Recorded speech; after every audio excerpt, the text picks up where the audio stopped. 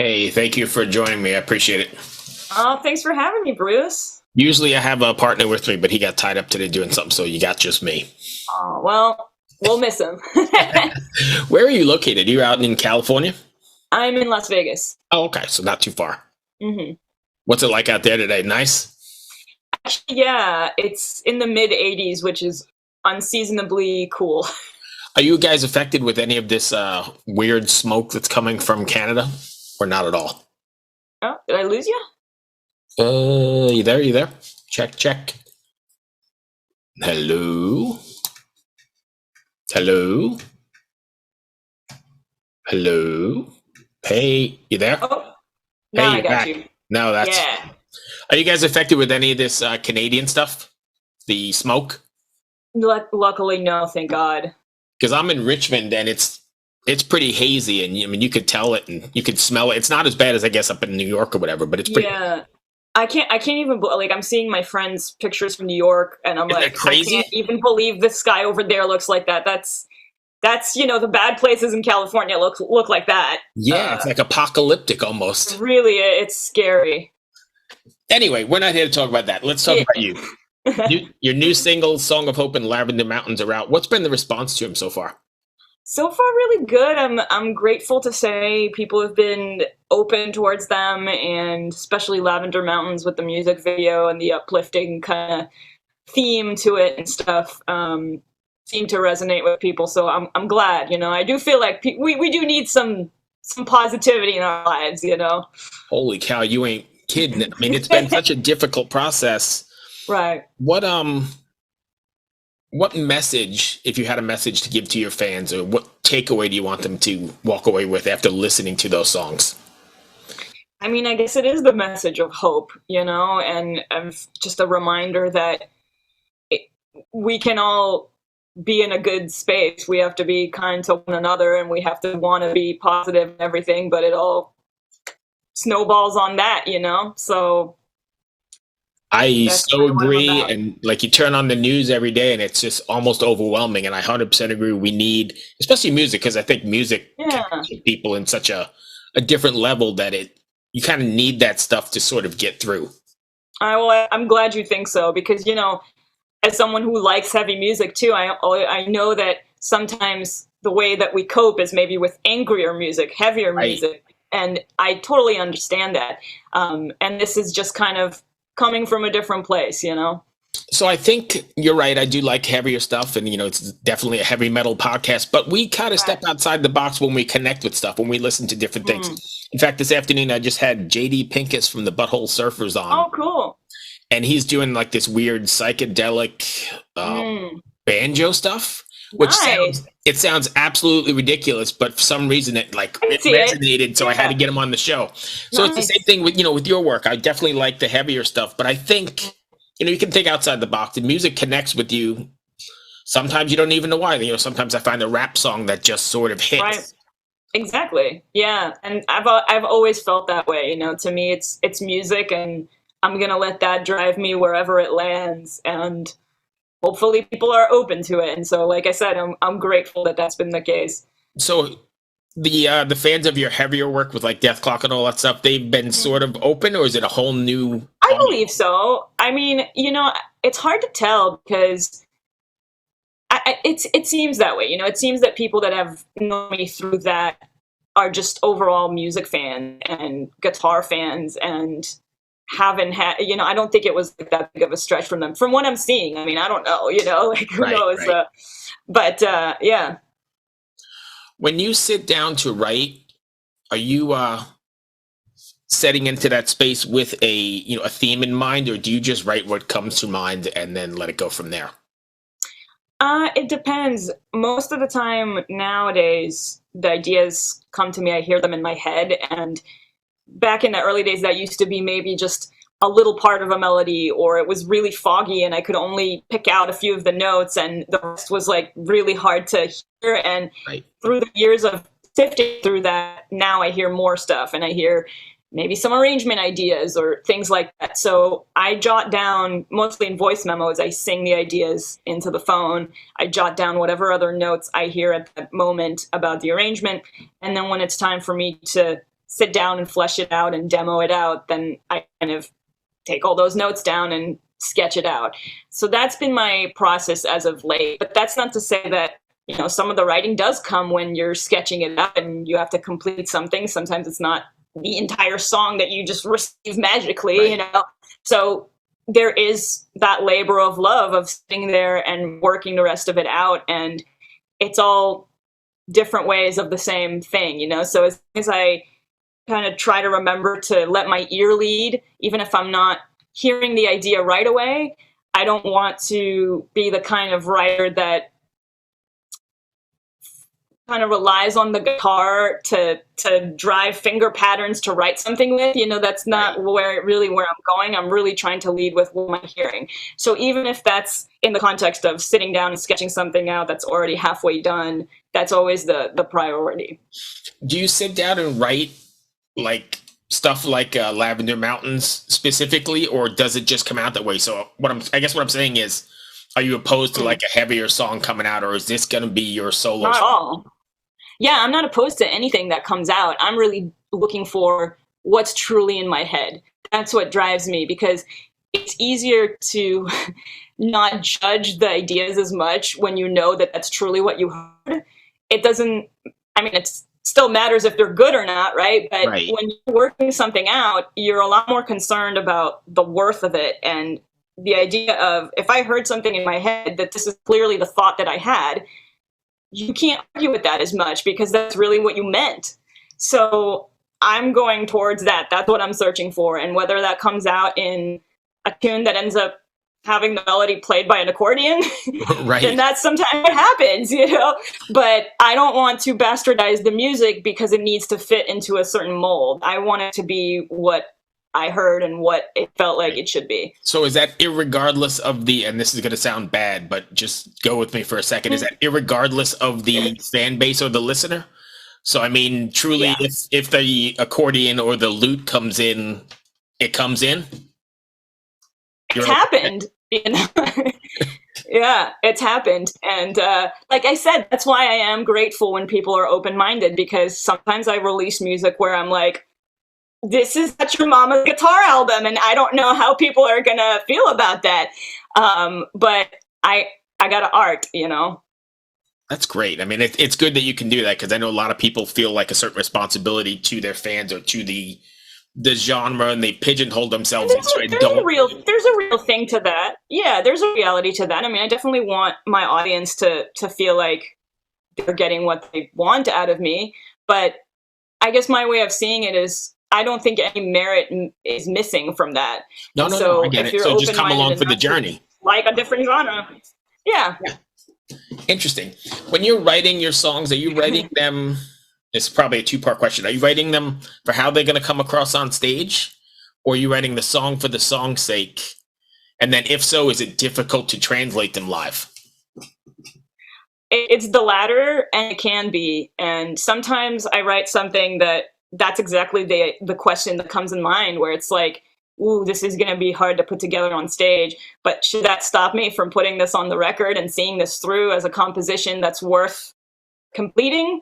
So again, I try to let the music lead me, and whatever hole I dig myself in, I figure out how to get out of it later. Because I imagine, and sometimes that means, I was gonna say, I imagine you're noodling around and you're playing your guitar, and you're gonna come play some stuff and go, holy crap, that's great. But that may be like a one-time thing, and you got to relearn it to play it live, right? Yeah. I mean, that's a big part of it too. I mean, you that's why there's so much work and just working of the tune before it ever feels like it's ready to go live. You want it to feel as natural to you as the rest of the set. Right. How do you find musicians to keep up with them? I mean, do you have a set of musicians that you play with, or?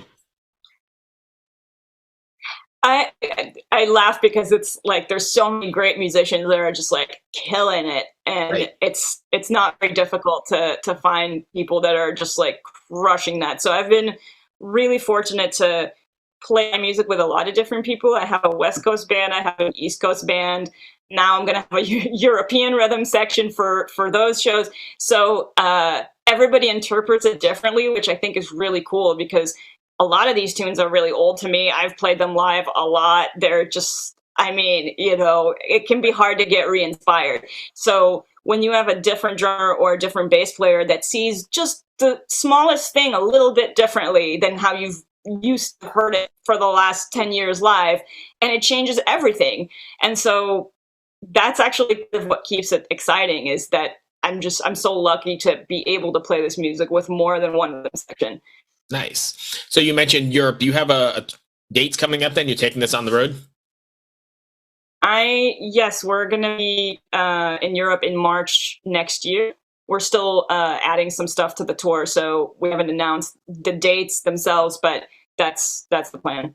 Now, what are we going to be doing for the rest of the year then? Like through the summer, are you playing gigs, or are you kind of just promoting songs or singles? So I have actually a lot of stuff going on the road with Dethklok for a long tour that starts at the end of August. Danny Elfman has a few dates in early August that we're doing, and I always have Cirque shows in between all this stuff, and a few solo shows as well. So I got my hands full this year, which is amazing. I'm very excited, especially Nice. the long Dethklok tour is something that a lot of people have been waiting for many years, and so yeah. I'm just so ready. Do you find it difficult juggling all those and remembering where you are, even or what gig you're playing that day? Sometimes, yeah. I mean, I think it's more the worrying about it than the actual thing. When I do it, it's somehow it always works out. But it's just hard not to doubt yourself when you know that you have all this in front of you. You're like, do I really remember this? There are times where if I need to learn a new set of music, I'm like, is there a point this computer is going to crash? Is there a limit to the amount of set lists that are going to fit in here? I don't know. Get them mixed up or something, right? Yeah, but they're all so different, and I think that helps. And the fact that at this point, none of them are new set lists, or, for the most part, it's gigs that I've done before. And so at least now is the luxury of, hey, we worked so hard on this. Let's go out and play it a little bit more. Right. So it's actually at that point where I'm like, oh, thank God, now all the work's done. Let's go and play it 30 times. Right. So the Cirque stuff you're doing, is that like a residency, or are you on the road with that? It's a resident show. It's one of the Vegas shows. It's their Michael nice. Jackson show. So I have a very Jennifer Batten-esque get up. I'm a character in the show. I'm part-time now, which is what allows me to be doing all the other stuff, which is, again, a godsend. And because I live in Vegas, I'm able to do it, because you wouldn't be able to really fill in if you weren't local and already here. Right. And so it's a great, I used to be full time and I loved it. I loved all my friends in the community, and the show couldn't keep doing it at that pace. So this is kind of unbelievable that they're letting me do this. That's great. But you say you can't keep doing it at that pace. It seems like your pace is you got more on your plate now with all this other stuff, right? I have a lot of road stuff and a lot of different things, but the Cirque schedule is 10 shows a week, 48 weeks a year. So it doesn't really matter who you're on the road with. I guess it's pretty hard to, you know what I mean? And I always make that joke, because everybody there has done thousands of shows. And I'm always like, do you know how many years it would take you on tour to do 1,000 shows? Right. Like that would be the rest of your life. Like it'll take a while. Right. It doesn't matter who you're touring with. So I imagine with all this stuff you got going on, then you're not really home practicing, right? Because you're just always just working? I'm finding pockets of time. It depends on how much every gig rehearses and how the schedule falls. But right now it's like, I'm knocking on wood, it's not that bad. But I'm trying like one day at a time, because I don't want to burn out. I love everything that I'm doing, and I definitely want to keep at it and feel good about it. And it's nice to be busy in a musical climate that's pretty crappy. I'm so grateful. I don't know how it happened, but I think part of it is hard work. Well, yes, thank you. I was going to say that. I was just going to say the fact of everything happening at once, I think, is kind of a product of the post-pandemic thing, where now everyone's like, let's all do it at once. Right, but that could be a blessing and a curse, right? Because everybody doing it at once also floods the market. It floods the market. It creates scheduling conflicts. It does a lot of things. So I think that is kind of maybe a result of, we had this long hiatus and now everybody wants to be out there. So yeah, making it work. That's beautiful. But I know from like a fan's standpoint, difficult to, you get five, now sometimes you get 3, 4, 5 tours in town, like same week or whatever. And there's only so much money for the average guy to go to a show, even when it comes to records too, right? Everybody's got records now. And you got to kind of pick and choose. So it makes it a little bit more difficult. Yeah, there's definitely a lot of, what's the word I'm looking for? Not noise, because that's not where I'm going, but there's a lot of competition. That's one way to put it. Yeah, I mean, and there's only so many venues, right? Because we lost a lot during the pandemic. That's true. Yeah. So we didn't have that many to begin with. Yeah. But I also think probably even as a performer, I know as a fan, going to shows, the energy is totally off the chain now, right? Because you missed it for so long. It's incredible. And also as someone who's on stage looking at the audiences, it's a completely different energy. And you must feed off that, right? Yes, absolutely. 1,000,000%. I would like to think that we're all more gracious, more grateful musicians after this. That's most people that I know feel that way. Right. Yeah. Do you, were you nervous or I guess anxious when the gates opened and you finally got to get back on the stage again? Or was it like riding the bike? Well, not like a performance standpoint. I was ready to go, but more from is stuff still gonna get canceled? Because we had been waiting. Danny Elfman band's been waiting to do Coachella since 2020, which right when we were supposed to do it, right when pandemic hit, and we didn't know if that was gonna come back around. And once we had found out that it was, I just did not let myself believe that it wasn't going to get canceled until the day of. Right. Literally the day of, when I woke up and drove down there. Jeez. And I was like, okay, you know what? I think it's too late to cancel it now. But yeah, it was, I think I just couldn't let myself get attached to the idea in case it was going to be pulled again, because canceled it was again, just, yeah. So at the end of the day, I know we talked about your hard work and your persistence, but how at the end of the day, how amazed are you that you work with such quality productions and people? It always amazes me. I didn't really expect to have any real work in the industry. I guess, when I was younger, growing up, going to music school and all those things, I don't know if it was the culture or my family or whatever it is, but I believed that, maybe, one person out of our class is going to be the lucky one that gets one paid gig at some point in their life. It wasn't even anything that I could have dreamed of. So I certainly never expected any of the things that I'm doing, and definitely not all of them at once. So right, because you look at on the wood. Yeah, you look at the the list of people, and it just goes on, and it's a list of like who's who, and they're all top of their game people. So that's amazing.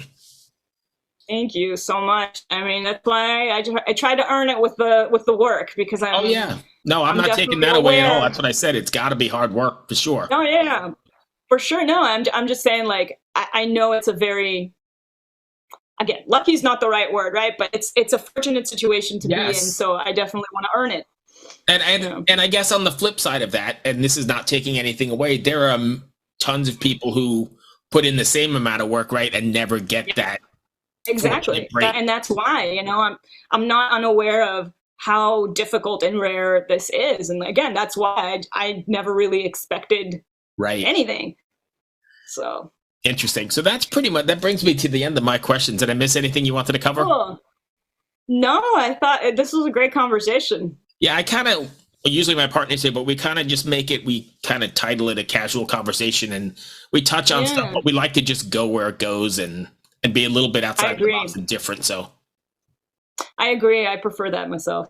So I appreciate what you're doing. Thank you for your contributions to the music world. Thank you so much. That means a lot. Thank you, my friend. I appreciate your time. You're so welcome. Thank you. Good luck with the record. Good luck with everything. Be well. Thank you. Cheers. It's a great one. All right. Bye.